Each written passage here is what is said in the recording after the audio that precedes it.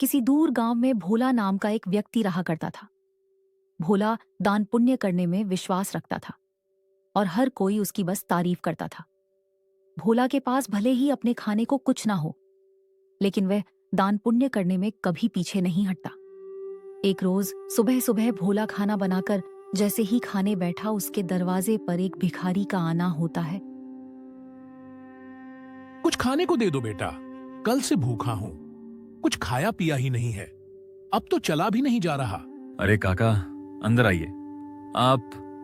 आप मेरे साथ बैठ के खाना खा लीजिए। अरे इतने खाने से मेरा पेट नहीं भरने वाला। कोई बात नहीं, मैं आगे मांग कर खा लूंगा।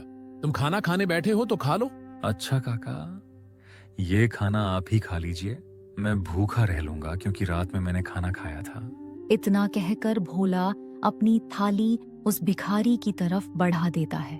भिखारी भी खाना देखकर दोनों हाथों से जल्दी जल्दी खाने लगता है और खाना खाने के बाद भिखारी भोला को ढेर सारा आशीर्वाद देते हुए कहता है, भगवान तुम्हें हमेशा खुश रखे।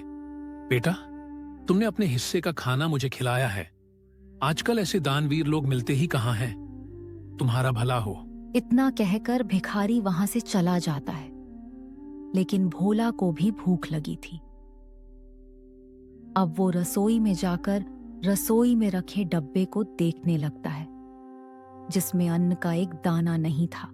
चलो कोई काम देखता हूँ, कहीं से खाने पीने का बंदोबस्त तो हो जाएगा। बस उस बेचारे का पेट भर गया, मुझे बहुत सुकून मिल रहा है। अब भोला घर से निकलता है, तभी उसे गांव का सोहनलाल देखकर अपनी पत्नी से कहता है, अरे कब से यह अनाज की बोरियां मैं अकेले ही उठा रहा हूं, अभी भोला को बुलाता हूं। तुम देखना वह कैसे मेरी मदद करेगा। उसे तो वैसे भी लोगों की मदद करने का भूत सवार है। खुद भले ही जेब में फूटी कौड़ी ना हो, लेकिन बड़ा दानवीर बनता है। अब सोहनलाल भोला को आवाज लगाकर बुलाता है, अरे क्या हाल चाल है सोहन भाई, सब ठीक तो है ना? ये अनाज की बोरियां खेतों से ला रहे हो क्या? अरे हाँ हाँ, खेतों से अभी 20 बोरियां और लानी है, लेकिन मैं बहुत ज्यादा थक गया हूं। तुम थोड़ा हाथ बटा देते तो मेरा काम जल्दी हो जाता। अरे क्यों नहीं, चलो चलो, मैं आपके साथ मिलकर खेतों से आपके घर तक बोरियां पहुंच देता हूं। बड़ा ही बेवकूफ है और इससे बेवकूफ बनाना भी आसान है।